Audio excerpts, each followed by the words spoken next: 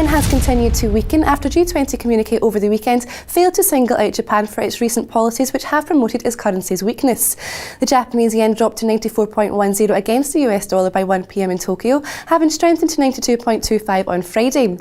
While the statement from the G20 did not deliver the slap on Japanese policymakers' wrists which analysts were expecting, they believed the pledge to, quote, not target exchange rates for competitive purposes was likely to hinder the yen's downward spiral.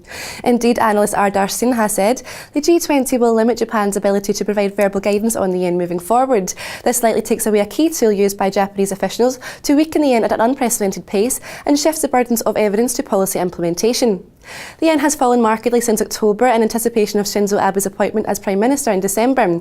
The implementation of so-called Abenomics, which consisted of aggressive monetary stimulus, has continued to steer the currency lower. While analysts see no end to Abenomics in sight, they believe officials will have to make a concerted effort to emphasise the reasons behind it.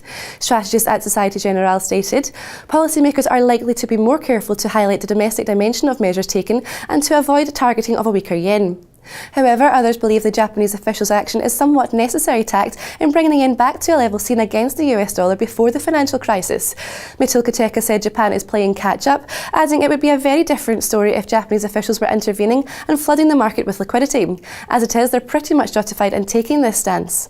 This week will be especially important for the Japanese yen as it seems likely that a new BOJ governor will be appointed. The favoured candidate is Toshiro Muto, who is currently Vice Finance Minister for Administrative Affairs.